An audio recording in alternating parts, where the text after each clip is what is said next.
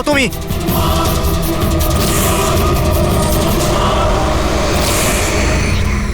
আরে বাঁচাও, বাঁচাও, বাঁচাও আমাকে, বাঁচাও। স্যার, আওয়াজ ওখান থেকে আসছে। বাঁচাও আমাকে। আরে কেউ কি আছো? আরে কেউ আছো এখানে? কেউ আমার কথা শুনতে পাচ্ছ? আরে আমার কথাটা তো শোনো, বাঁচাও।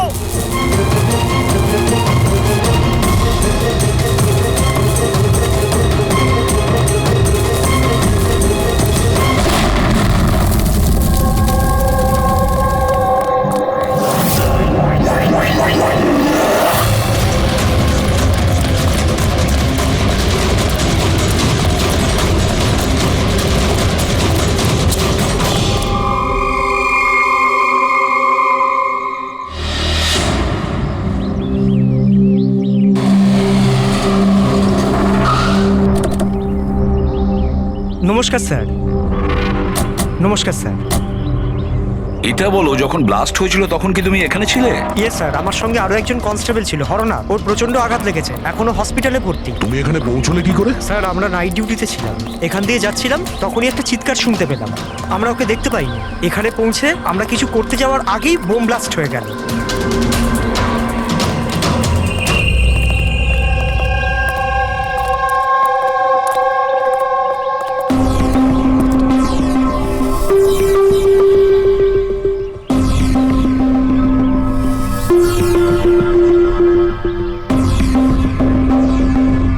একটা কথা বলো আমায়, যখন তুমি এখানে এসেছিলে তখন তুমি এখান থেকে কাউকে যেতে দেখেছিলে বা পালাতে দেখেছিলে? হ্যাঁ স্যার, আমি ওকে তাড়াও করেছিলাম, কিন্তু ও পালিয়ে গেল। ও আমার আগেই ছিল, কিন্তু জানি না কেমন করে অদৃশ্য হয়ে গেল। আর এখানে হরনাথের অবস্থা ভালো ছিল না, তাই আমি ওর কাছে ফিরে এলাম। ঠিক করেছো তুমি, গুড ওয়ার্ক। পঙ্কজ, একটু ওদিকটা চেক করো, দেখো বোমের কোনো অবশিষ্ট অংশ পাও কিনা, আর যদি কিছু পাও তাহলে ওটা এভিডেন্সে পাঠিয়ে দাও।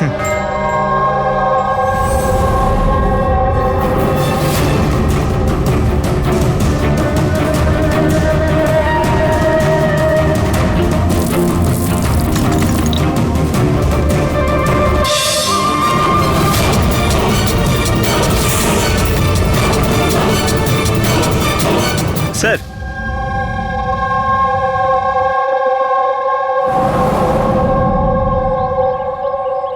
ডাইনামাইট স্টিক, আর স্যার এতে ব্যাচ নাম্বারও লেখা আছে। Arrow dynamic. স্যার হ্যাঁ, এটা কিছু একটা চকচক করছে।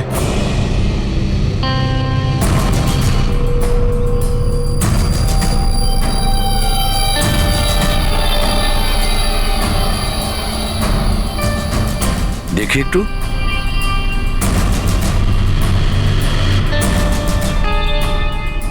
দয়া, এটা তো একটা দাঁত দেখছি, সোনার দাঁত। এক মিনিট, আচ্ছা একটু ম্যাগনিফাইং গ্লাসটা দাও তো।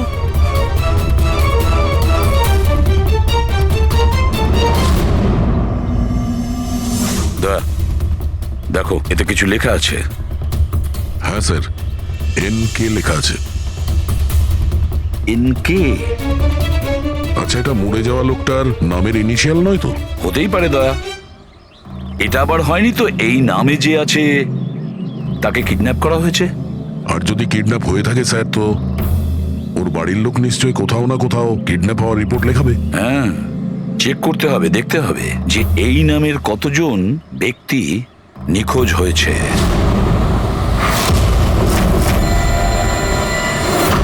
Yes sir. লোকাল পুলিশ থেকে জানা গেছে যে মিসিং কমপ্লেইন্ট নবীন কুমারের। নবীন কুমারের স্ত্রীর সঙ্গে আমি ফোনে কথা বলেছি। উনি বলেছেন যে এই নবীন কুমারের একটা দাঁত সোনার ছিল। আচ্ছা স্যার, নবীন কুমার কে?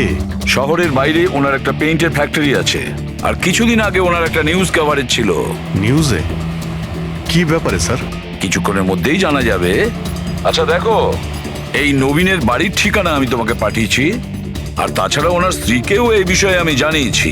আর যদি আমার ধারণা ঠিক হয়ে থাকে তাহলে অভিজিৎ, নিশ্চয়ই মিডিয়ার লোক ওখানে তোমার আগে পৌঁছে যাবে। অনেক ঝামেলা আছে, সামলে নিও। ঠিক আছে, আমরা দেখে নিচ্ছি। ইয়া। হ্যাঁ। নবীন কুমারের বাড়ি যেতে হবে। স্যার অ্যাড্রেস পাঠাচ্ছেন। নবীন কুমার মুর্দাবাদ! নবীন কুমার মুর্দাবাদ! নবীন কুমার মুর্দাবাদ! নবীন কুমার মুর্দাবাদ! নবীন কুমার মুর্দাবাদ! নবীন কুমার মুর্দাবাদ! নবীন কুমার মুর্দাবাদ! নবীন কুমার স্যার স্যার স্যার আপনি কি নবীন কুমারকে পরে, arrest পরে। করতে দেখেছেন, স্যার? পরে বলছি। স্যার, CID পরে আপনারা আমাদেরকে কাজ করতে দিন, প্লিজ। কিছু বলুন, ম্যাম। আপনারা দেখি সরে যান, যেতে দিন দেখি। সরে যান, সরে যান বলছি। দেখুন এইসব কিছু বন্ধ করুন আপনারা। দাঁড়ান। নাটক স্যার, নাটক তো নবীন কুমার রচিয়ে রেখেছে আমাদের এই শহরে। স্যার ওরা সবাই নবীন কুমার মারা গেছেন। He is no more. এই লোকটা মেরেছে আমার স্বামীকে। খুনি এরা সবাই। এবার বলবে নাকি জেলে ঢুকিয়ে দেবো? বলো, কেন করছো এইসব? স্যার আমরা মারিনি স্যার। স্যার নবীন কুমারের রঙের ফ্যাক্টরি আছে স্যার, যেখানে প্রতিদিন 1000 টনেরও বেশি বিষাক্ত আবর্জনা নদীতে ফেলা হয় স্যার। স্যার আমরা তো আন্দোলনকারী, আমরা ওনার এগেনস্টে আন্দোলন করছি। স্যার বিশ্বাস করুন, আমরা ক্রিমিনাল নই, আমরা সোশ্যাল ওয়ার্কার স্যার। মিথ্যে কথা, মিথ্যে বলছে। হুমকি দিয়ে রেখেছিল আমার স্বামীকে। রোজ রোজ হুমকি দিত। না স্যার, আমি কোনো ধমকি দিতাম না, সে তো কোনো অন্য লোক স্যার। কারা? কাদের কথা বলছো? স্যার ওরা সেই সব লোকগুলোই যারা সোশ্যাল সার্ভিসের নামে খারাপ কাজ করে, ল ইন অর্ডারের মিসইউজ করে স্যার। স্যার আমি আর আমাদের প্রোটেস্টার্স আমাদের মধ্যে কেউ নয় স্যার। কি ধরনের হুমকি আসতো আপনার স্বামীর কাছে? কি হয়েছিল? এ নাও চা। আরে বাহ, গরম গরম চা। আচ্ছা, ওই এনজিওটার কি হলো? ওই এনজিও তো বিরক্ত করে মারছে, ফ্যাক্টরিতে ওয়ার্কার্সদের কাজ করতে দিচ্ছে না। এখন তো জল অনেক দূর গড়িয়ে গেছে, মনে হচ্ছে পুলিশকে ডাকতে হবে। শোনো, বাহ নবীন বাবু, আপনাদের মতো সৎ লোক আবার পুলিশদের কাছে যাচ্ছে নাকি? তুমি ভেতরে কি করে এলে? আপনাকে মনে করাতে এসেছি যে আপনি যেটা করছেন সেটা ভুল করছেন। এখনো সময় আছে, শুধরে যান। শাট আপ, বেশি তর্ক করো না। এখন এই ঘর থেকে বেরিয়ে যাও। I said get out. আর কোথায় কোথায় ঢুকতে দেবেন না, আর কাকে কাকে আটকাবেন। আমাদের মতো লোক আপনাদের মতো লোককে ভয় পায় না, বুঝতে পেরেছেন? আর কেন জানেন? কারণ আমরা আপনাদের মতো খারাপ কাজ করি না। আজ তো আমি আপনার ঘরে ঢুকেছি। যদি আপনি আপনার স্বার্থের জন্য অসহায় মানুষদের জীবন নিয়ে খেলা যদি বন্ধ না করেন, তাহলে আপনার ফ্যাক্টরিতেও ঢুকবো। তোমাদের মতো গুন্ডাদেরকে না আমি সিধে করতে পারি, আর এই ফালতু ধমকিগুলো না অন্য কাউকে গিয়ে দেবে। আমার যা করার আমি তাই করব, আর তোমার যা করার করে নাও। আমি ধমকি দিচ্ছি না, বোঝাচ্ছি। যদি এই উল্টোপাল্টা কাজ বন্ধ না করেন, তাহলে আপনার ফ্যাক্টরি তো আমি বন্ধ করিয়েই ছাড়ব। তুই আমার ফ্যাক্টরি বন্ধ করবি? হ্যাঁ, ফ্যাক্টরি বন্ধ করবি তুই আমার? শোনো, শোনো প্লিজ, প্লিজ তুমি শান্ত হও। আর আপনি ওকে বিরক্ত করা বন্ধ করুন। আপনি যান এখান থেকে প্লিজ। প্লিজ বলছো তুমি একে? হ্যাঁ, আমি তোকে লাথি মেরে বার করে দেবো। চল। এটা কোত্থেকে আওয়াজ এলো?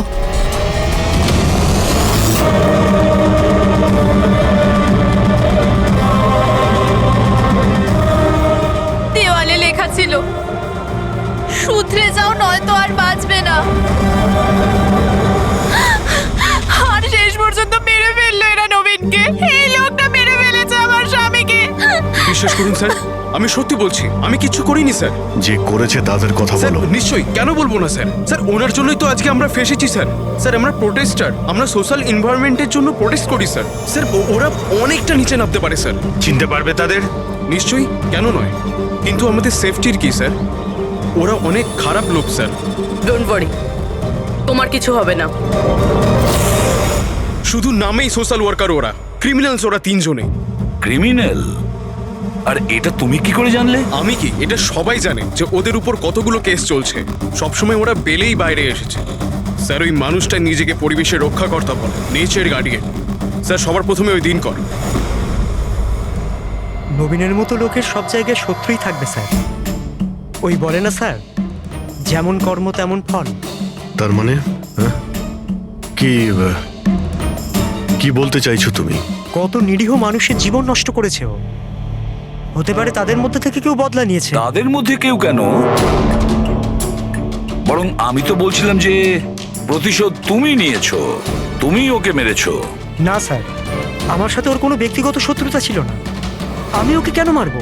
কারণ নবীনের কার্যকলাপে তুমি ক্ষুব্ধ ছিলে। কেন? স্যার যদি আমায় এরম কিছু করতেই হতো তাহলে আমি অনেক আগেই করে ফেলতাম। নবীন না জানি কত বছর ধরে আমাদের পরিবেশ দূষিত করছিল। তোমরা নিশ্চয়ই খুব আনন্দ পেয়েছো মিস্টার নবীন মারা গেছে শুনে। অন্য কেউ তোমাদের কাজ করে দিয়েছে কি? না স্যার, আমার ওর প্রতি কোনো মায়া ছিল না, কিন্তু আমি ওকে মারিনি। আমরা কি করে বুঝবো যে তুমি সত্যি বলছো? স্যার, যে সময়ের কথা আপনি বলছেন ওই সময় আমি ইউনিভার্সিটিতে লেকচার দিচ্ছিলাম। আপনি চাইলে ওই প্রফেসর দেশাইয়ের সঙ্গে কথা বলতে পারেন। ওই সময় আমি ওখানেই ছিলাম। স্যার পল্লবী, ওকে প্রায় দিনই দেখা যায় নিউজে কারুর না কারুর সাথে ঝগড়া করতে। স্যার সোশ্যাল ওয়ার্কের ফিল্ডে আপনি যে কোনো কাউকে জিজ্ঞাসা করুন ওর ব্যাপারে, সবাই জানে যে ও কিরকম, ও নিজের টিম দিয়ে কিরকম উল্টোপাল্টা কাজ করায়। হ্যাঁ তো আমি ট্রেড অ্যাকাউন্ট করি, সোজাভাবে বললে লোকে বুঝতে পারে কই।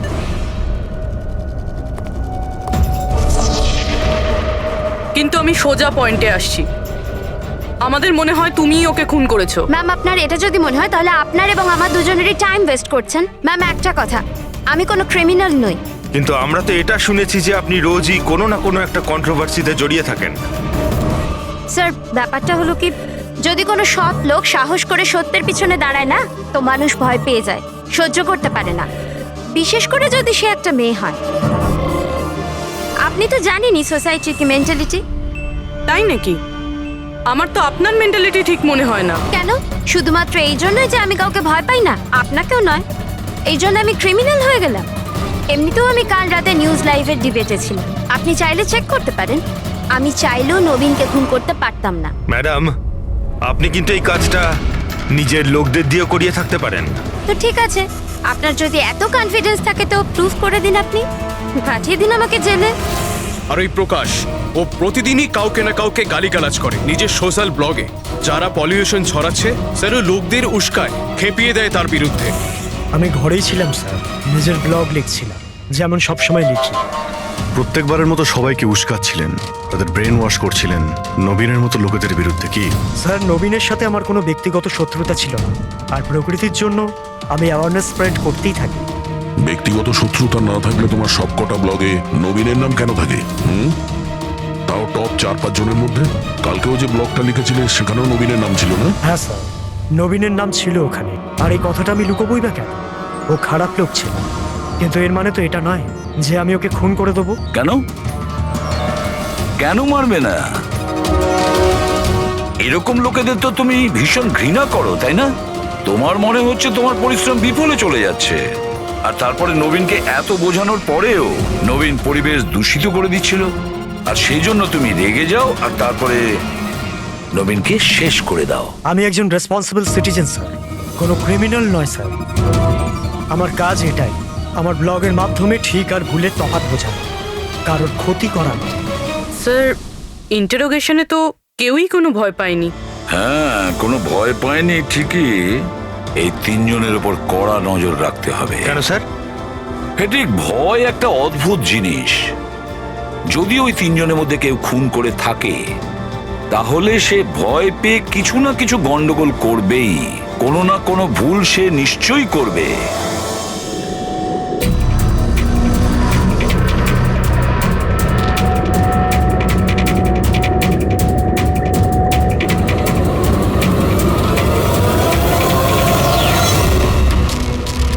সারিকা, দেখো এটার উপর কোনো ফিঙ্গারপ্রিন্ট আছে কিনা, চেক করো।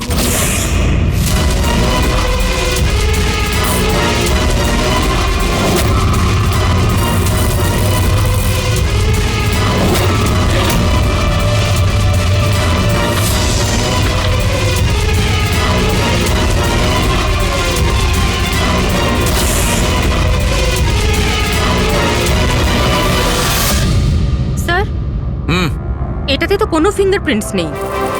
কোনো ফিঙ্গারপ্রিন্ট নেই? Are you sure? 100% স্যার, কোনো ফিঙ্গারপ্রিন্টস নেই, কিন্তু কিছু পার্টিকেলস পেয়েছি। মনে হয় কিছু স্কিন টিস্যুস বা ডেড সেল হবে। Dead cells? তবে এক কাজ করো সারিকা, ওই ডেড সেলস গুলোকে ভালো করে ক্লিন করে রাখো। ওই তো আসবে তো শ্রীমান প্রদ্যুমন, জানো তো সব ব্যাপারেও নাক গলায়, নিশ্চয়ই জিজ্ঞেস করবে। প্লিজ ক্লিন করে রাখো। স্যার, ডায়নামাইটে কোনো ফিঙ্গারপ্রিন্টস তো পাওয়া যায়নি, কিন্তু কোনো একজনের ডেড স্কিন টিস্যুস পাওয়া গেছে, পচা চামড়ার টুকরো। পচা চামড়া? হতে পারে এটা ওই লোকটারই, সেই লোকটা যে লোকটা ডাইনামাইট লাগিয়েছিল? হ্যাঁ স্যার। সালুকে এই পচে যাওয়া চামড়াগুলোর তুমি ডিএনএ টেস্ট তো করতে পারো, কিছু তো জানা যাবে। বস, পচে যাওয়া চামড়া থেকে ডিএনএ বার করাটা খুব কঠিন কাজ। তোমাকে একটা কথা খুব জোর দিয়ে বলতে পারি, যে লোকটি এই ডায়নামাইটটাকে শেষবার ধরেছে ওর স্কিন ডিজিজ আছে, চামড়ার অসুখ, আর সেটাও খুব গুরুতর। এমনিতে দেখে কিছু বোঝা নাও যেতে পারে, কিন্তু বস এই অসুখটা ওকে ভেতর থেকে শেষ করে দিচ্ছে। তাহলে তো আমরা এর মাধ্যমে ওর কাছে পৌঁছতে পারি। হ্যাঁ, কিন্তু কোনো প্রমাণ তো দরকার। Hello, ACP Bardhaman here. হ্যাঁ বলুন। আচ্ছা, good, thank you. Dynamite manufacturer বলছিল ওরা রেকর্ড চেক করেছে, ওই ডায়নামাইট কোনো খনিকে বিক্রি করেছে ওরা। মানে মাইন সাইট? হ্যাঁ, মাইন্ড সাইট। এবার এটা খোঁজ নিতে হবে এই ডায়নামাইট। একটা ডাইনামাইট ওইদিকে লাগাও, ঠিক আছে? আর আরেকটা 50 মিটার দূরে ওইখানে লাগাও। হ্যাঁ স্যার। আর একটা ওইদিকেও লাগাতে পারো। আচ্ছা স্যার। একটা সোজা লাগাও ওইখানে, একদম 50 মিটার দূরে। আর এই 6 সেকেন্ড পরে ব্লাস্টগুলো হবে। ঠিক আছে স্যার। ওকে। আর কোথায় লাগানো যায়? ওইখানে মাঝখানে ফিট করা যাবে কি? এক্সকিউজ মি, আপনার নাম বিনীত? ইয়েস। আপনারা কারা? আপনি এই সাইটের ম্যানেজার? কিন্তু ব্যাপারটা কি বলুন তো? দেখুন বিনীত বাবু, যখন ম্যানুফ্যাকচারিং কোম্পানি থেকে ডায়নামাইট আপনাদের এখানে আসে, মানে এই সাইটে, মাইন্ড সাইটে, সেটার ইনচার্জ তো আপনিই হবেন, তাই না? ইনচার্জ তো আমি, কিন্তু কনসাইনমেন্টের পরে অপারেটর টিমও কিন্তু এটা হ্যান্ডেল করে। আমি এটা একা সামলাই না। আমরা জিজ্ঞেস করেছি আপনাকে যে ডায়নামাইট কে সামলায়। একটু এই ডায়নামাইট স্টিকটাকে দেখুন। আচ্ছা, ব্যাচ নাম্বার দেখে আপনি কি বলতে পারেন এই লটের বাকি ডায়নামাইট স্টিকগুলো কোথায় আছে? স্যার, এটা লাস্ট কনসেলমেন্টের মনে হচ্ছে, এখনো ব্যবহার হয়নি, গুদামে পড়ে আছে। চলো দেখাও। বিনীত, যখন ডায়নামাইটের কনসাইনমেন্ট এখানে আসে, সেটাকে চেক তুমি নিশ্চয়ই করো, তুমি তো ইনচার্জ, তাই না? হ্যাঁ হ্যাঁ হ্যাঁ, অফকোর্স স্যার। আচ্ছা, আপনার এই ব্যাচের কনসাইনমেন্ট নিয়ে কোনো গন্ডগোল মনে হচ্ছে? গন্ডগোল? না না, নর্মালি তো ছিল, যেরকম হয় আর কি। কিন্তু আপনি এটা জিজ্ঞেস করছেন কেন? নর্মাল আছে তো, যেমনটা থাকে। প্রতিটা বক্সে 10টা করে লেখা আছে স্যার। এটা খুলে দেখো তো কতগুলো আছে, গুনো।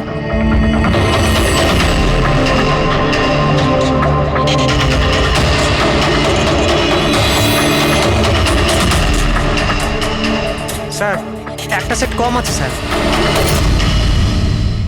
আচ্ছা, এই ব্যাপারটা কি সেটা কি তুমি এখানেই বলবে, না একটু খাতির টাতির করার পরে মুখ খুলবে? স্যার বলছি, আমি সবসময় এই সেটগুলো জেলেদের বিক্রি করে দিতাম বম ফিশিং এর জন্য। মানে ইল্লিগাল ভাবে ব্যবহার করো এটাকে। আর এটার থেকে 6টা সেট আমি ওদেরকে বিক্রি করেছি।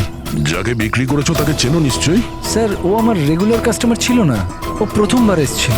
আর আমি ওর মুখটাও ভালো করে দেখিনি, কিন্তু স্যার ওর হাতের চামড়াগুলো অদ্ভুত রকমের হয়ে গেছিল, বোধহয় ও অসুস্থ ছিল। এর মধ্যে কাউকে চেনো? না স্যার, আমার মনে হয় না এদের মধ্যে কেউ ছিল। আরো একবার ভালো করে দেখো, হতে পারে ছদ্মবেশে এসছে।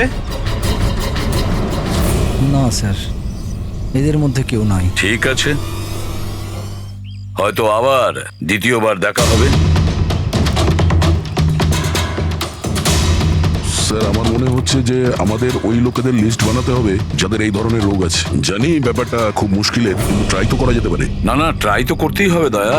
প্রত্যেকটা বড় বড় হসপিটাল আর ছোটখাটো নার্সিং হোম এবং ক্লিনিকগুলোতে গিয়েও খোঁজ নাও এরকম রোগের পেশেন্টের ব্যাপারে। হতে পারে আমাদের ভাগ্য যদি ভালো থাকে, কিছু প্রমাণ আমরা পেয়ে যাব। Sir, let's go.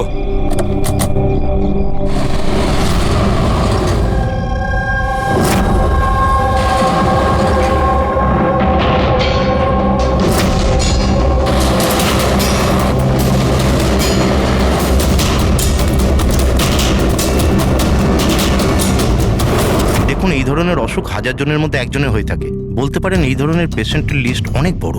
অনেক পেশেন্ট জানতেও পারে কিন্তু এর চিকিৎসা করায় না। এদের খোঁজা তো খুব মুশকিল। জানি, কিন্তু তবুও আমরা চেষ্টা করতে চাই। এই লোকটাকে পাওয়া আমাদের কাছে ভীষণ প্রয়োজন। দেখুন, আমি বুঝতে পারছি, কিন্তু এনভায়রনমেন্টাল ইনফেকশন কন্টিজিয়াস ডিজিজ, যেটা একটা মানুষের থেকে অন্য মানুষের মধ্যে ছড়িয়ে পড়ে, আর এটাকে সামলানো তো। এক মিনিট, কি বললেন আপনি? Environmental infection? হ্যাঁ, মানে আমাদের চারপাশের পরিবেশে হতে পারে এমন ইনফেকশন হাওয়া বা জল থেকে চারিদিকে ছড়িয়ে পড়ে। চলুন, আমি আপনাকে একটা পেশেন্ট দেখাবো। ছাড়ো আমাকে! কেন মারতে চাও আমাকে? ছেড়ে দাও আমাকে, যেতে দাও প্লিজ। দেখো, আমাকে যেতে দাও sir, please help me sir, help please, help sir, help.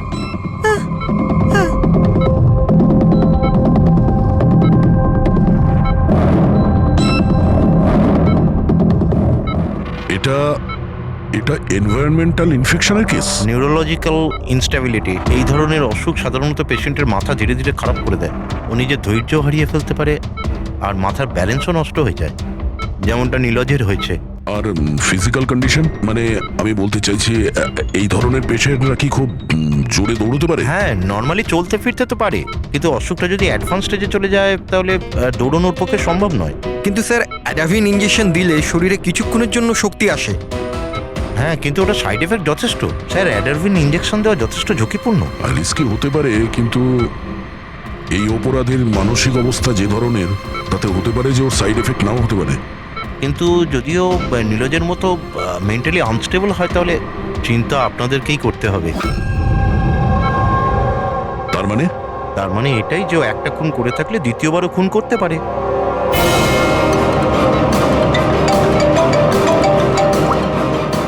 হ্যাঁ স্যার। কি প্রকাশ পঙ্কজকে ফাঁকি দিয়ে পালিয়ে গেছে? ও নো, ঠিক আছে, আমি দেখছি। হতে পারে প্রকাশ ভয় পেয়ে পালিয়ে গেছে, না হলে দ্বিতীয় মার্ডারের পরিকল্পনা করছে।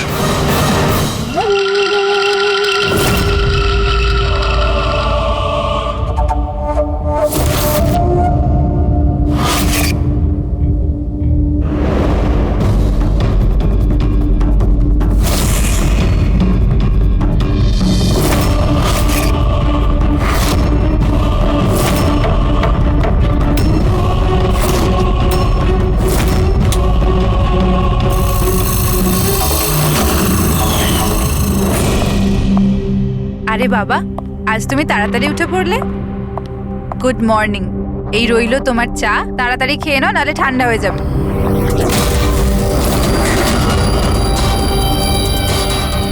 এটা কার পা?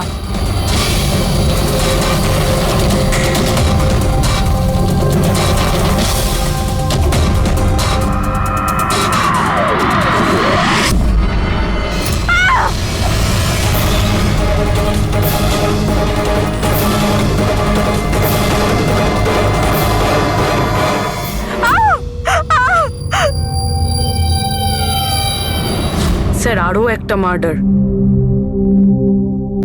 ওই ডক্টর ঠিকই বলেছিলেন, ওই খুনির মাথা খারাপ হয়ে গেছে, ওর মানসিক অবস্থা ঠিক নেই। স্যার, মনে হচ্ছে খুন করার একটা প্যাটার্ন বানিয়ে ফেলছে এই খুনি।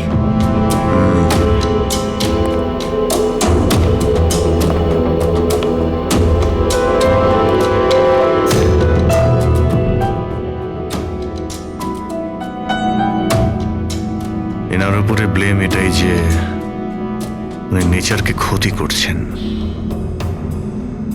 ইলিগাল ডিফরেস্টেশন, জমি হাতানোর জন্য ইলিগালি গাছ কেটে ফেলা। ওই খুনি এনার সঙ্গেও তাই করেছে। আর তাও প্রকাশ উধাও হয়ে যাবার ঠিক পরেই। ওয়েপেন কি ব্যবহার করেছে? 100% চেইন স, না হলে হাড়ের সঙ্গে মাংসকে এইভাবে কেটে বডিটাকে দু টুকরো করা এত সহজ নয়। স্যার, যদি চেনস ব্যবহার করেই থাকে তাহলে আওয়াজ নিশ্চয়ই হয়েছিল। বাড়িতে কেউ না কেউ তো শুনবে। রাতে কে কে ছিল? আমার হাজবেন্ড তো কাজের জন্য বাইরে থাকে, বাড়িতে শুধু আমি, বাবা আর আমাদের চাকর ছিল। আপনি আপনি কোনো আওয়াজ শুনেছিলেন? না, কোনো আওয়াজ শুনতে পাইনি। রামানন্দ বাবুর কারোর সাথে শত্রুতা বা কেউ কোনোদিন হুমকি দিয়েছিলেন ওনাকে? হ্যাঁ, কিছু সপ্তাহ আগে কিছু অদ্ভুত হয়েছিল। বাবাকে কেউ ধমকাচ্ছিল আর বাড়ির বাইরে দেওয়ালে কেউ কিছু লিখে দিয়েছিল যে শুধরে যাও, না হলে তোমার সাথে ওরকমই হবে যেটা তুমি গাছের সাথে করো। স্যার, এক্স্যাক্টলি যেরকম নবীনের কেসে হয়েছিল। স্যার, একটা কথা কিছুতে মাথায় ঢুকছে না। খুনি কারোর বাড়িতে ঢুকে এরকম নৃশংসভাবে কাউকে খুন করে বাড়ি থেকে বেরিয়ে যায়, আর কেউ কিছু শুনলো না, কেউ দেখলোও না। কিভাবে? আজ এনাদের অজ্ঞান করে দেওয়া হয়েছিল। দেখুন, আমার সন্দেহ হচ্ছে যে আপনাদের অজ্ঞান করা হয়েছিল খাবারের মধ্যে কিছু মিশিয়ে, সেই জন্যে আপনারা কিছু শুনতে পাননি। অজ্ঞান? হ্যাঁ, কিভাবে সেটা জানি না, কিন্তু সেটা জানার জন্য আমাদের এখানে যত জিনিস আছে সেগুলো ফরেন্সিক ল্যাবে পাঠাতে হবে।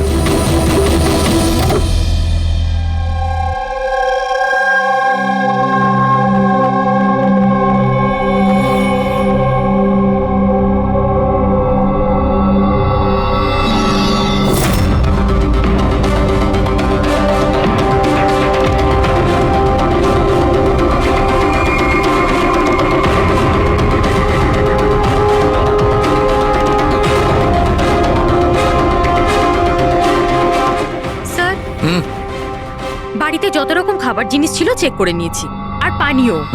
কিছুতেই ঘুমের ওষুধ পাইনি। No sedatives. পেলে না? আরো শিওর? অ্যাবসলিউটলি। কিন্তু সারিকা, সবাই তো অজ্ঞান ছিল, তার মানে কোনো মাদক দ্রব্য নিশ্চয়ই থাকবে যার জন্য ওরা অজ্ঞান হয়ে গেছিল। খাবার জিনিসে, পানীয়তে, কিছুতে তো থাকা উচিত। কিসের মধ্যে ছিল?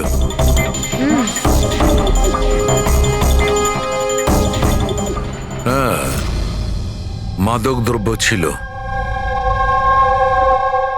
এই এসিটার মধ্যে। এসিতে? ইয়েস, এই এসিতে মাদক দ্রব্য মেশানো হয়েছিল, আর এর হাওয়াটা ঘরের মধ্যে ঢোকা মাত্র মাদক দ্রব্য ছড়িয়ে পড়ে আর সবাই অজ্ঞান হয়ে যায়। হ্যাঁ, চেক ইট। ইয়েস।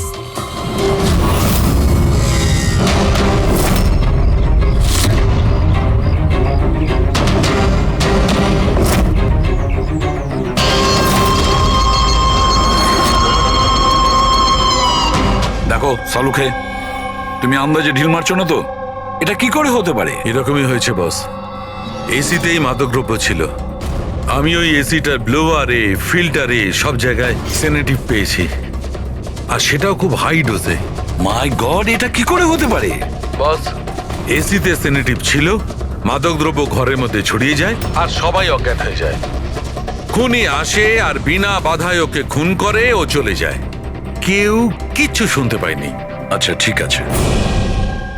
সালুকে ফোন করেছিল, বলছিল রামানন্দর বাড়িতে যে এসি মেশিনটা ছিল সেটাতে বিষাক্ত গ্যাস ভরা ছিল, অ্যানেস্থেটিক গ্যাস।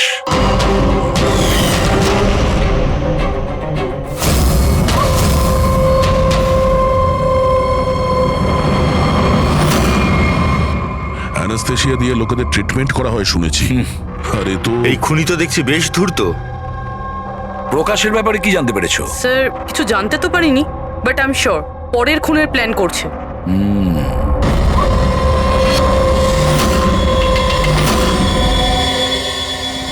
কিন্তু খুনি যদি অসুস্থ হয় তাহলে প্রকাশ তো ভালোই দৌড়িয়েছিল। স্যার, এমনটাও তো হতে পারে যে অন্য কাউকে দিয়ে এই খুনটা করিয়েছে। তাহলে ও পালিয়ে গেল কেন? এই শব্দটা কিসের? চলো তো।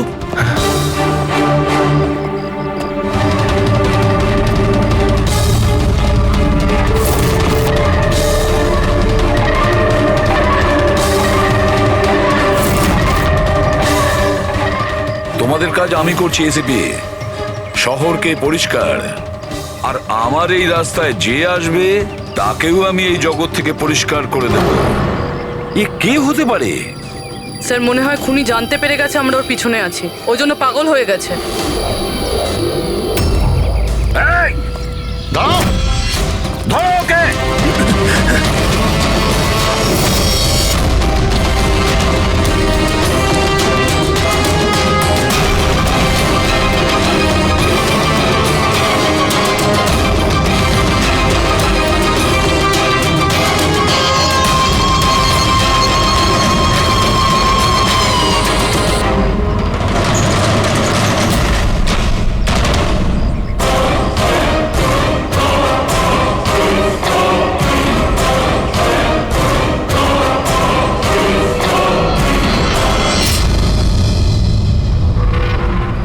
স্যার, সিআইডি থেকেই লিস্ট এসছে।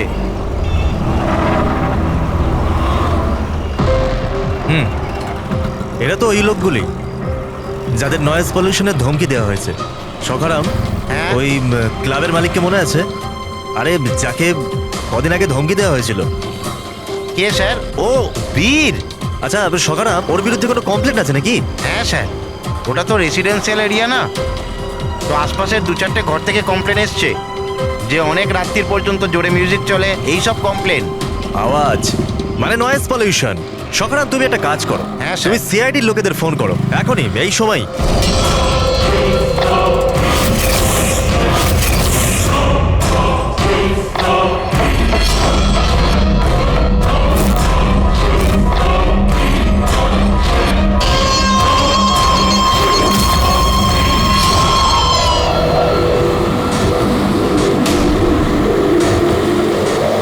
তাড়াতাড়ি করো অভিজিৎ, তাড়াতাড়ি। স্যার আমরা অন দা ওয়ে। ও নাইট ক্লাবের মালিক, ওর নাম বীর।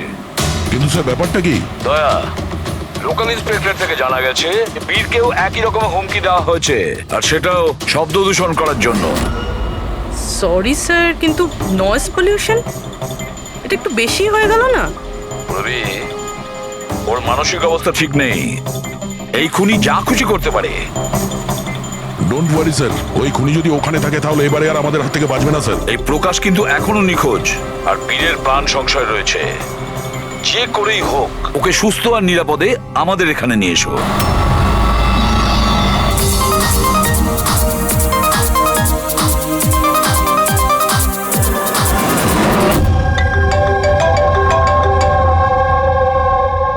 হ্যালো। হ্যালো বীর, আমি এসপি প্রদ্যুমান বলছি, সিআইডি থেকে। সিআইডি? কি হয়েছে স্যার? আমার কথা মন দিয়ে শোনো, তোমার প্রাণ সংশয় রয়েছে। কি মানে? মানে আমাকে কে মারতে চায়? দেখো বীর, যদি তুমি ক্লাবে থাকো তাহলে বাইরে কোনো মতেই যেও না। আমাদের অফিসার্স তোমার ওখানে যাচ্ছে তোমার সেফটির জন্য। আরো একটা কথা, ভিড়ের মধ্যেই থাকবে, লোকেদের মধ্যেই থাকবে, বুঝেছো? একা একদম থাকবে না।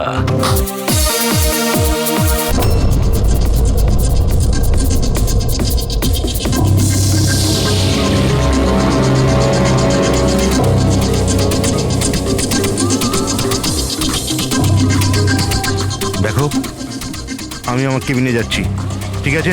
আর কাউকে ভেতরে আসতে দেবে না, বুঝেছো? কাউকেই ভেতরে আসতে দেবে না।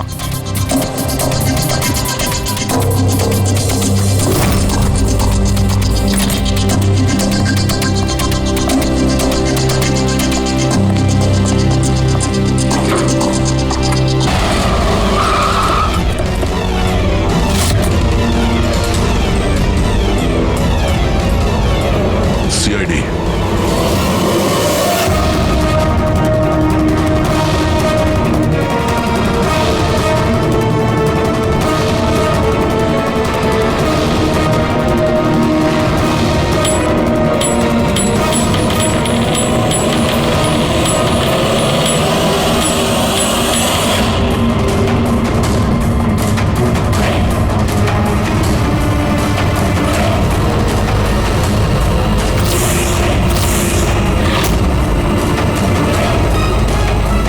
এ ভাই শোনো, এদিকে এসো।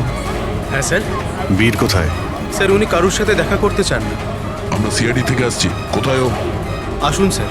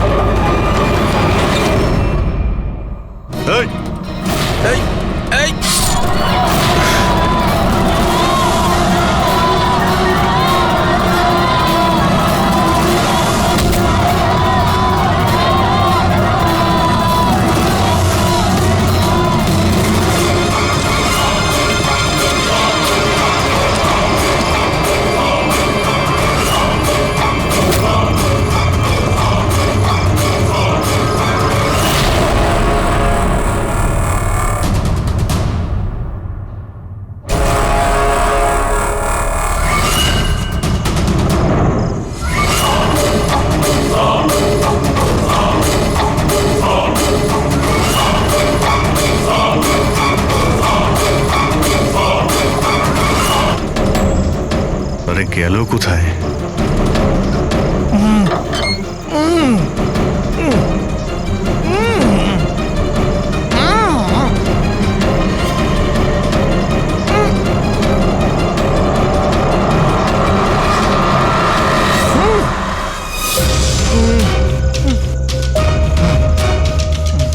এই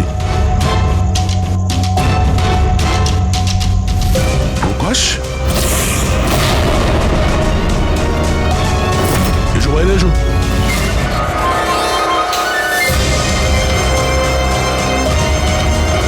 তুমি এখানে কি করছিলে? হ্যাঁ, আমাদের হাত থেকে বাঁচার জন্য কি এইসব করছিলে? না অভিজিৎ, মনে তো হচ্ছে না। এর হাত পা বাঁধা ছিল, মনে হচ্ছে কেউ হাত পা বেঁধে ওকে এখানে ফেলে দিয়েছে। রবি, এসপি স্যারকে ফোন করে বলো যে প্রকাশকে পাওয়া গেছে, আর ওর একটু ফার্স্ট এড করে দাও। স্যার যাও। চলুন। বুঝতে পারছি না প্রত্যেকবারও পালিয়ে যাচ্ছে কি করে। ও কোথায় লুকিয়ে পড়ছে? হয় ও আকাশে উড়ে গেছে, না হলে মাটিতে ঢুকে গেছে।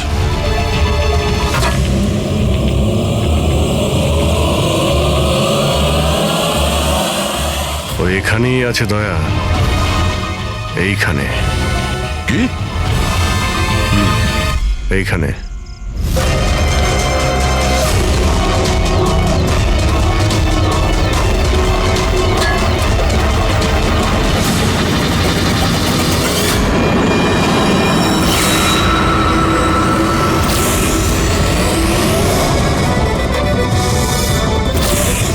বাইরে আয়। কি খুন করার সময় নিজের হাত তো কাঁপেনি, এখন কেন কাঁপছে? জেলে যাবার ভয়? এই অ্যাড্রিনালিনের অ্যাকশন শেষ হয়ে গেছে। হ্যাঁ? যে ইঞ্জেকশন নিয়ে তুমি পালাচ্ছিলে তার কাজ কিন্তু শেষ হয়ে এসেছে। এবার তুমি মুখ খুলবে নাকি মুখ খোলার জন্য একটা ইঞ্জেকশন দিতে হবে? আমি কোনো মজা পাই না ইঞ্জেকশন নিতে। এটা আমার এক বাধ্যতা, যেটা আমাকে নিতে হয়। একটা সময় ছিল যখন আমি শক্তিশালী এবং মজবুত ছিলাম, কিন্তু আমার একদিন খারাপ সময় এলো আর আমি একটা রোগে আক্রান্ত হলাম। ফ্যাক্টরি আর ওখান থেকে নির্গত বিষাক্ত ধোঁয়া আর আবর্জনা, যে পলিউশন ছিল তাতে কয়েক লাখ লোক ইনফেক্টেড ছিল। জানি না রোজ কত পেশেন্ট আসতো। ওদের সাথে থাকতে থাকতে আমিও অসুস্থ হয়ে পড়েছিলাম। এই রোগটা কবে হয়েছিল আপনার? 6 মাস আগে। আর এই 6 মাসে এই রোগ তোমার শরীরের সঙ্গে সঙ্গে তোমার মাথারও ক্ষতি করতে শুরু করে দিয়েছে। তুমি জানো তুমি কি করেছো? হ্যাঁ, আমি কারোর কোনো ক্ষতি করিনি, ক্ষতি করেছে ওরা। হাওয়া, জল সবেতে বিষ মিশিয়ে দিয়েছিল। ব্যাস, তখনই আমি ঠিক করেছিলাম যে লোকেরা আমার এই অবস্থা করেছে তাদের আমি ছাড়বো না, আমি বদলা নিয়েই ছাড়বো। আর সেই কারণে তুমি বিএমসিতে চাকরি নিয়েছিলে, যাতে এই শহরের পুরো ড্রেনেজের নকশাটা তুমি জানতে পারো। তারা সুযোগ নিয়ে তুমি ওখান থেকে পালিয়ে যেতে, আর আমাদের মনে হতো যে কোথায় তুমি হঠাৎ করে অদৃশ্য হয়ে গেলে।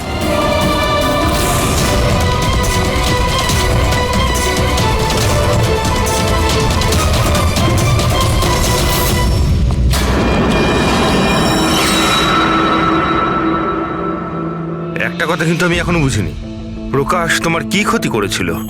হ্যাঁ, ওকে কেন কিডন্যাপ করলে? ওই রাতে ও ওখানেই ছিল, রামানন্দের বাড়ির বাইরে। ওর বাড়ি জ্বালাতে এসেছিল। ও কিছু করতো তার আগেই ও আমাকে দেখে নিয়েছিল ঘর থেকে বেরোনোর সময়। আর তুমি ওকে তারপর কিডন্যাপ করে নিলে যাতে ও কারোর সামনে মুখ না খোলে। হ্যাঁ, তুমি ওকে মারতেও পারতে, তাহলে ওকে তুমি মারলে না কেন? আমি বললাম না স্যার, আমার বদলা শুধুমাত্র ওদের সাথে ছিল, যারা আশেপাশের হাওয়া জলকে বিষাক্ত করে তুলেছিল। আমি তো শুধুমাত্র আমার সংসার বাঁচাচ্ছিলাম। আমি কোনো ছোটবেলা থেকে খুনি ছিলাম না। এই দায়িত্বটা তোমাকে কে দিয়েছিল? শোনো, তোমার এই প্রতিশোধের আগুনে এতগুলো লোকের প্রাণ গেছে, এই কাজটা তোমার একদমই করা উচিত হয়নি। খুব অন্যায় করেছো তুমি। আইন তোমাকে কোনোদিন ক্ষমা করবে না। কঠোর থেকে কঠোরতম শাস্তি হবে তোমার। আছো এখানে? আরে প্লিজ আমাকে বাঁচাও। হ্যালো,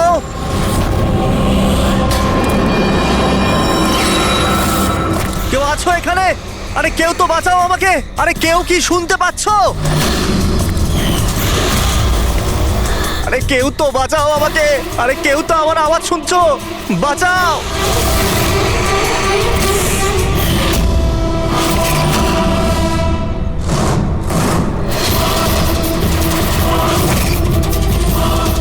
তুমি কে? কি চাও তুমি?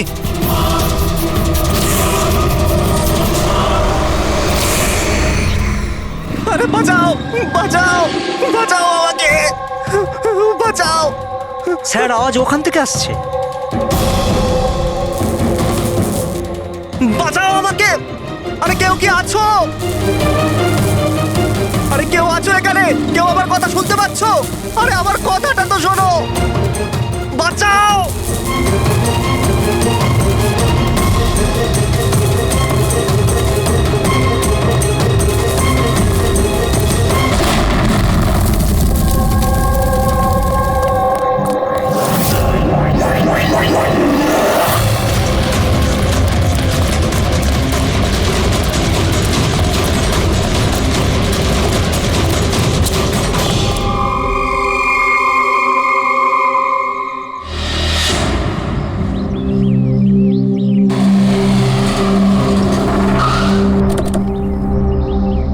নমস্কার স্যার। নমস্কার স্যার। এটা বলো, যখন ব্লাস্ট হয়েছিল তখন কি তুমি এখানে ছিলে? ইয়ে স্যার, আমার সঙ্গে আরো একজন কনস্টেবল ছিল, হরনাথ। ওর প্রচন্ড আঘাত লেগেছে, এখনো হসপিটালে ভর্তি। তুমি এখানে পৌঁছলে কি করে? স্যার, আমরা নাইট ডিউটিতে ছিলাম। এখান দিয়ে যাচ্ছিলাম, তখনই একটা চিৎকার শুনতে পেলাম। আমরা ওকে দেখতে পাইনি। এখানে পৌঁছে আমরা কিছু করতে যাওয়ার আগেই বোম ব্লাস্ট হয়ে গেল।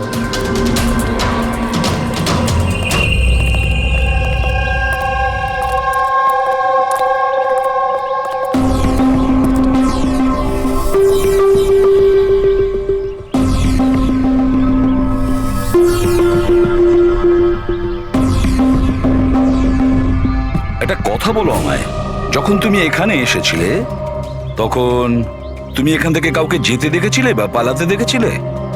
হ্যাঁ স্যার, আমি ওকে তাড়াও করেছিলাম, কিন্তু ও পালিয়ে গেল। ও আমার আগেই ছিল, কিন্তু জানি না কেমন করে অদৃশ্য হয়ে গেল। আর এখানে হরনাথের অবস্থা ভালো ছিল না, তাই আমি